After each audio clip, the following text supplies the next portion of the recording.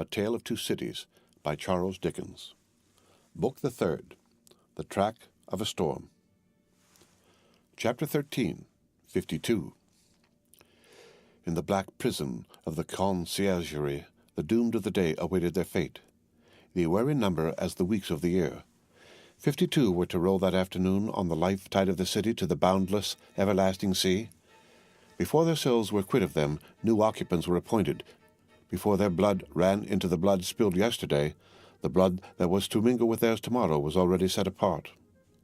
212 were told off, from the farmer general of 70, whose riches could not buy his life, to the seamstress of 20, whose poverty and obscurity could not save her. Physical diseases, engendered in the vices and neglects of men, will seize on victims of all degrees, and the frightful moral disorder born of unspeakable suffering, intolerable oppression, and heartless indifference smote equally without distinction. Charles Darnay, alone in a cell, had sustained himself with no flattering delusion since he came to it from the tribunal. In every line of the narrative he had heard his condemnation. He had fully comprehended that no personal influence could possibly save him, that he was virtually sentenced by the millions, and that units could avail him nothing. Nevertheless, it was not easy, with the face of his beloved wife fresh before him, to compose his mind to what it must bear. His hold on life was strong, and it was very, very hard to loosen. By gradual efforts and degrees, unclosed a little here, it clenched the tighter there, and when he brought his strength to bear on that hand, and it yielded, this was closed again. There was a hurry, too, in all his thoughts, a turbulent and heated working of his heart, that contended against resignation. If, for a moment, he did feel resigned, then his wife and child, who had to live after him, seemed to protest, and to make it a selfish thing. But all this was at first. Before long, the consideration that there was no disgrace in the fate he must meet, and that numbers went the same road wrongfully and trod it firmly every day, sprang up to stimulate him. Next followed the thought that much of the future peace of mind enjoyable by the dear ones depended on his quiet fortitude. So, by degrees, he calmed into the better state when he could raise his thoughts much higher and draw comfort down. Before it had set in dark on the night of his condemnation, he had travelled thus far on his last way. Being allowed to purchase the means of writing and a light, he sat down to write until such time as the prison lamps should be extinguished. He wrote a long letter to Lucie, showing her that he had known nothing of her father's imprisonment until he had heard of it from herself, and that he had been as ignorant as she of his father's and uncle's responsibility for that misery until the paper had been read.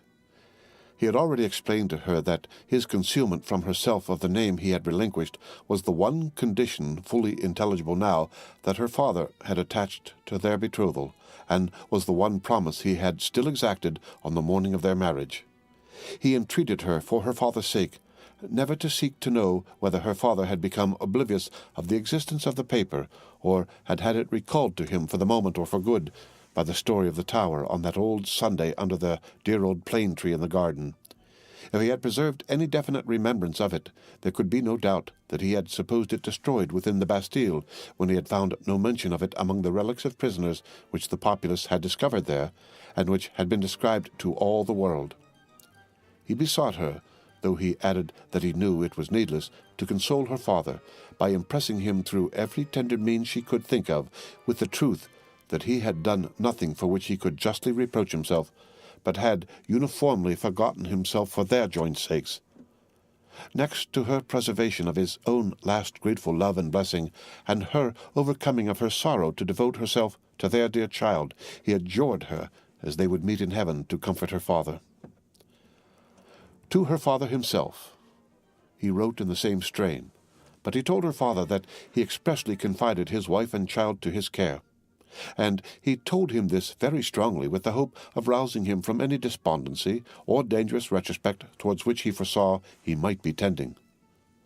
To Mr. Lorry he commended them all, and explained his worldly affairs. That done, with many added sentences of grateful friendship and warm attachment, all was done. He never thought of Carton. His mind was so full of the others that he never once thought of him. He had time to finish these letters before the lights were put out. When he lay down on his straw bed, he thought he had done with this world. but it beckoned him back in his sleep and showed itself in shining forms. Free and happy, back in the old house in Soho, though it had nothing in it like the real house, unaccountably released and light of heart, he was with Lucie again, and she told him it was all a dream, and he had never gone away. A pause of forgetfulness, and then he had even suffered, and had come back to her, dead and at peace, and yet there was no difference in him. Another pause of oblivion, and he awoke in the sombre morning, unconscious where he was or what had happened, until it flashed upon his mind, "This is the day of my death." Thus had he come through the hours to the day when the 52 heads were to fall.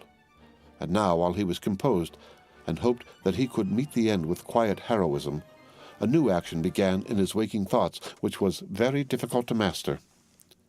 He had never seen the instrument that was to terminate his life, how high it was from the ground, how many steps it had, where he would be stood, how he would be touched, whether the touching hands would be dyed red, which way his face would be turned, whether he would be the first or might be the last.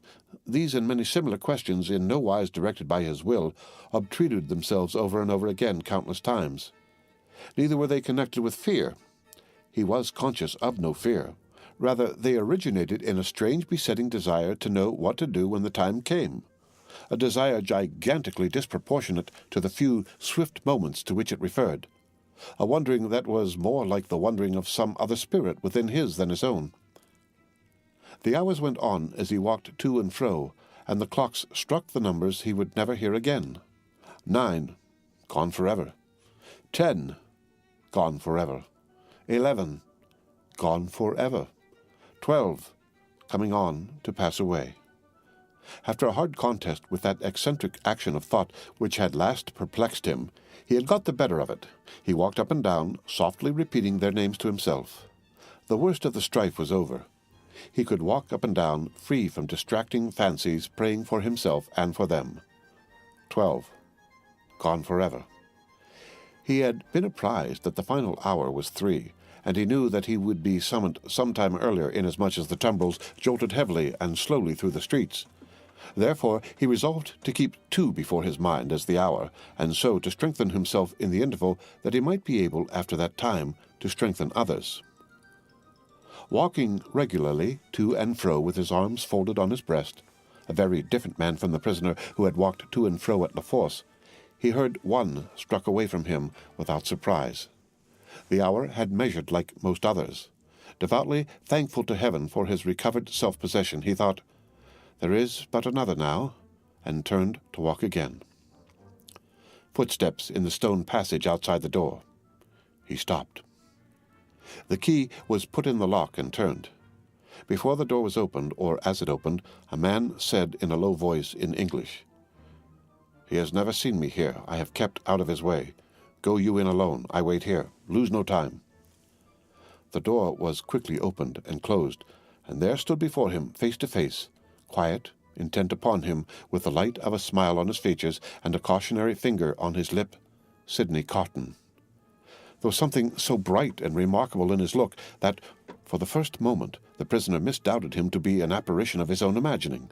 But he spoke, and it was his voice. He took the prisoner's hand, and it was his real grasp. "Of all the people upon earth, you least expected to see me?" he said. "I could not believe it to be you. I can scarcely believe it now. You are not—" The apprehension came suddenly into his mind. "A prisoner?" "No. I am accidentally possessed of a power over one of the keepers here, and in virtue of it I stand before you. I come from her, your wife, dear Darnay." The prisoner wrung his hand. "I bring you a request from her." "What is it?" "A most earnest, pressing, and emphatic entreaty, addressed to you in the most pathetic tones of the voice so dear to you that you will well remember." The prisoner turned his face partly aside. "You have no time to ask me why I bring it or what it means. I have no time to tell you. You must comply with it. Take off those boots you wear, and draw on these of mine." There was a chair against the wall of the cell behind the prisoner. Carton, pressing forward, had already, with the speed of lightning, got him down into it and stood over him barefoot. "Draw on these boots of mine. Put your hands to them. Put your will to them. Quick!" "Carton, there is no escaping from this place. It can never be done. You will only die with me. It is madness." It would be madness if I asked you to escape, but do I? When I ask you to pass out at that door, tell me it is madness and remain here. Change that cravat for this of mine, that coat for this of mine. While you do it, let me take this ribbon from your hair and shake out your hair like this of mine." With wonderful quickness, and with a strength both of will and action that appeared quite supernatural, he forced all these changes upon him. The prisoner was like a young child in his hands. "Carton, dear Carton, it is madness. It cannot be accomplished. It never can be done. It has been attempted and has always failed. I implore you not to add your death to the bitterness of mine." "Do I ask you, my dear Darnay, to pass the door? When I ask that, refuse. There are pen and ink and paper on this table. Is your hand steady enough to write? It was when you came in. Steady it again, and write what I shall dictate. Quick, friend, quick." Pressing his hand to his bewildered head, Darnay sat down at the table. Carton, with his right hand in his breast, stood close beside him. "Write exactly as I speak." "To whom do I address it?" "To no one." Carton still had his hand in his breast. "Do I date it?" "No." The prisoner looked up at each question. Carton, standing over him with his hand in his breast, looked down. "If you remember," said Carton, dictating, "the words that passed between us long ago, you will readily comprehend this when you see it. You do remember them, I know. It is not in your nature to forget them." He was drawing his hand from his breast, the prisoner chancing to look up in his hurried wonder as he wrote. The hand stopped, closing upon something. "Have you forgotten them?" Carton asked. "I have. Is that a weapon in your hand?" "No, I am not armed." "What is it in your hand?" "You shall know directly. Write on. There are but a few words more." He dictated again. "I am thankful that the time has come when I can prove them. That I do so is no subject for regret or grief." As he said these words, with his eyes fixed on the writer, his hand slowly and softly moved down close to the writer's face. The pen dropped from Darnay's fingers on the table, and he looked about him vacantly. "What vapor is that?" he asked. "Vapor? Something that crossed me. I am conscious of nothing. There can be nothing here. Take up the pen and finish. Hurry. Hurry." As if his memory were impaired or his faculties disordered, the prisoner made an effort to rally his attention. As he looked at Carton with clouded eyes and with an altered manner of breathing, Carton, his hand again in his breast, looked steadily at him. "Hurry! Hurry!" The prisoner bent over the paper once more. "If it had been otherwise," Carton's hand was again watchfully and softly stealing down, "I never should have used the longer opportunity. If it had been otherwise," the hand was at the prisoner's face, "I should but have had so much the more to answer for. If it had been otherwise—" Carton looked at the pen and saw it was trailing off into unintelligible signs. Carton's hand moved back to his breast no more. The prisoner sprang up with a reproachful look, but Carton's hand was close and firm at his nostrils, and Carton's left arm caught him round the waist. For a few seconds he faintly struggled with the man who had come to lay down his life for him, but within a minute or so he was stretched insensible on the ground. Quickly, but with hands as true to the purpose as his heart was, Carton dressed himself in the clothes the prisoner had laid aside, combed back his hair, and tied it with the ribbon the prisoner had worn. Then he softly called, "Enter there. Come in," and the spy presented himself. "You see," said Carton, looking up as he kneeled on one knee beside the insensible figure, putting the paper in the breast, "is your hazard very great?" "Mr. Carton," the spy answered with a timid snap of his fingers, "my hazard is not that in the thick of business here, if you are true to the whole of your bargain." "Don't fear me. I will be true to the death." "You must be, Mr. Carton, if the tale of 52 is to be right. Being made right by you in that dress, I shall have no fear." "Have no fear. I shall soon be out of the way of harming you, and the rest will soon be far from here. Please God. Now get assistance and take me to the coach." "You?" said the spy nervously. "Him, man, with whom I have exchanged. You go out at the gate by which you brought me in?" "Of course. I was weak and faint when you brought me in, and I am fainter now you take me out. The parting interview has overpowered me. Such a thing has happened here often, and too often. Your life is in your own hands. Quick, call assistance." "You swear not to betray me?" said the trembling spy, as he paused for a last moment.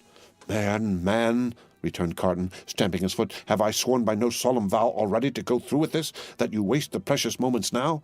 Take him yourself to the courtyard you know of. Place him yourself in the carriage. Show him yourself to Mr. Lorry. Tell him yourself to give him no restorative but air, and to remember my words of last night and his promise of last night, and drive away." The spy withdrew, and Carton seated himself at the table, resting his forehead on his hands. The spy returned immediately with 2 men. "How then," said one of them, contemplating the fallen figure, "so afflicted to find that his friend has drawn a prize in the lottery of Saint Guillotine?" "A good patriot," said the other, "could hardly have been more afflicted if the aristocrat had drawn a blank." They raised the unconscious figure, placed it on a litter they had brought to the door, and bent to carry it away. "The time is short, Auvermont," said the spy in a warning voice. "I know it well," answered Carton. "Be careful of my friend, I entreat you, and leave me." "Come then, my children," said Borsod. "Lift him and come away." The door closed, and Carton was left alone. Straining his powers of listening to the utmost, he listened for any sound that might denote suspicion or alarm. There was none. Keys turned. Doors clashed. Footsteps passed along distant passages. No cry was raised, or hurry made that seemed unusual. Breathing more freely in a little while, he sat down at the table and listened again until the clock struck 2. Sounds that he was not afraid of, for he divined their meaning, then began to be audible. Several doors were opened in succession, and finally his own. A jailer, with a list in his hand, looked in, merely saying, "Follow me, Auvermont," and he followed into a large, dark room at a distance. It was a dark winter day, and what with the shadows within, and what with the shadows without, he could but dimly discern the others who were brought there to have their arms bound. Some were standing, some were seated, some were lamenting and in restless motion, but these were few. The great majority were silent and still, looking fixedly at the ground. As he stood by the wall in a dim corner, while some of the 52 were brought in after him, one man stopped in passing to embrace him as having a knowledge of him. It thrilled him with a great dread of discovery, but the man went on. Very few moments after that, a young woman, with a slight girlish form, a sweet, spare face in which there was no vestige of color, and large, widely opened, patient eyes, rose from the seat where he had observed her sitting, and came to speak to him. "Citizen Auvermont," she said, touching him with her cold hand, "I am a poor little seamstress who was with you in La Force." He murmured for answer, "True. I forget what you are accused of. Plots, though the just heaven knows that I am innocent of any. Is it likely? Who would think of plotting with a poor little weak creature like me?"